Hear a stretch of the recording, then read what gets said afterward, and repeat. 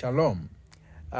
Njoo tujifunze kupitia kinachoendelea kuhusiana na Pastor Ben-Hinn. Pastor Ben-Hinn ni kiongozi mkubwa sana wa huduma yake ambayo iko mji wa Texas, Grapevine nchini Marekani.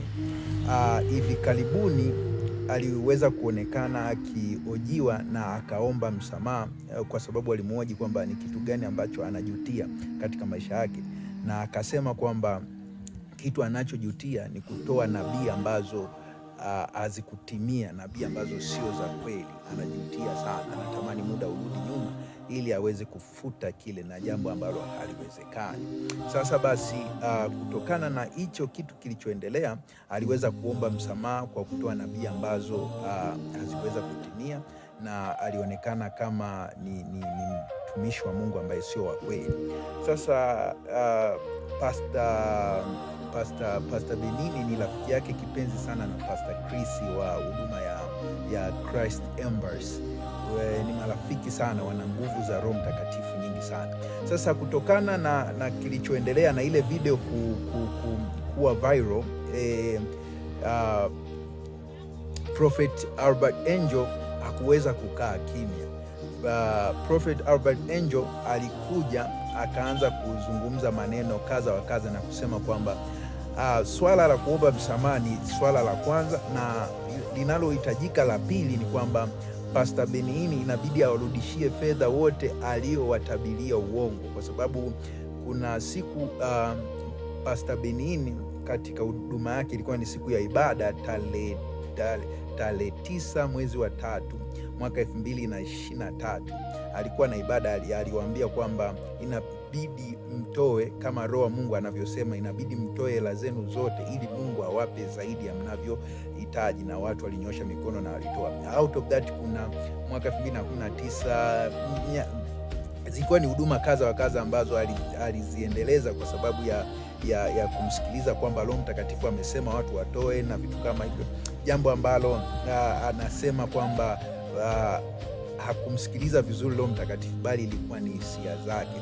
Kwa hiyo Prophet Albert Angel akasema kwamba kinachohitajika uombe msamaha, afu jambo la pili uwarudishie watu fedha zao.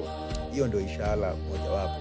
Na Prophet Albert Angel akazungumza kuhusiana na vita inayoendelea sasa hivi kati ya mchungaji mmoja anaitwa Dr. Damila, if I'm not mistaken, na wachungaji wengine. Yule mchungaji haamini katika zaka, na anasema kwamba hapo awali alikuwa ndio mbobezi wa fundisho la zaka. Kwa hiyo yeye haamini katika zaka, na anasema zaka ni wizi. Kwa hiyo Albert Angel akamwambia yuko sahihi.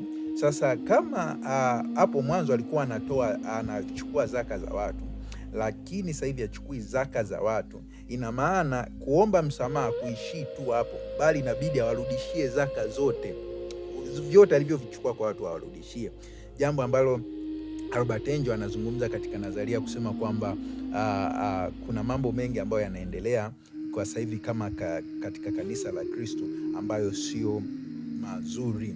Lengo ni kuharibu kanisa. Sasa mimi siwezi kusema kwamba Albert Angel yuko sahihi, siwezi kusema kwamba Ben-Hinn yuko sahihi, ila ninachoweza kukisema ni kwamba mtu mmoja anapopita mbele ya watu, mtu mzima, na kuomba msamaha, ni jambo ambalo ilibidi tulipigie makofi na tulishangilie sana, kwa sababu swala la mtu mzima kama Ben-Hinn kukiri makosa ni jambo kubwa sana na lenye maana kubwa sana kwa sisi wa Kristo kujifunza. Tukumbuke kwamba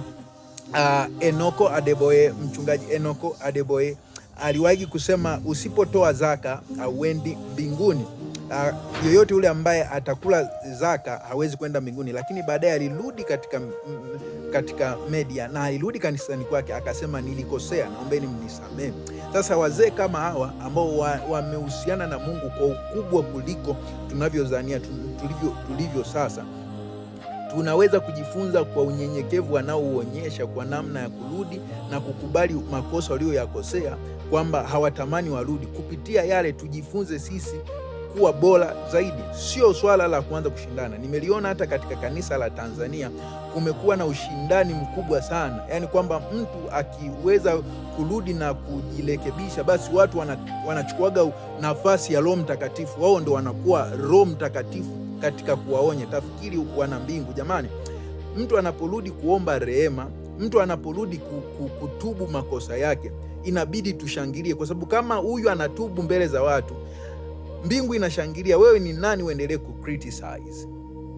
Wewe ni nani uendelee kucriticize? Tuache criticism ambazo hazijengi, tuache criticism ambazo hazina maana, hususan hata kwa Tanzania. Mtu mmoja anapokosea, mtumishi wa Mungu anapokosea na akaja kuomba rehema, akaja kusema jamani, samahani, nilikosea, hebu tumpe sikio la unyenyekevu kwamba ni kweli amekosea, na tujifunze kupitia hilo, tumuone kwamba huyu ni ndo mtu wa maana. Kwa sababu kuna watu wengi wanakosea alafu wanakaa kimya. Kuna watu wengine wanakosea alafu wanakaa nyuma, hawataki kuja kuonyesha makosa yao. Je, hawa watu ni wema kuliko hawa wanaokiri makosa? Hebu tuwe na mitazamo positive kwa ajili ya kujenga kanisa la Tanzania na dunia kwa ujumla. Tusiwe watu ambao mtu anapokosea anaomba msamaha ndio tunachukua kama case study, kama point of weakness, jambo ambalo halitajenga kanisa, litadumaza kanisa na litarudisha nyuma maendeleo ya kanisa. Tuwe na upendo, tuwe na upendo wa Kristo, tuwe na upendo. Jina la Bwana litu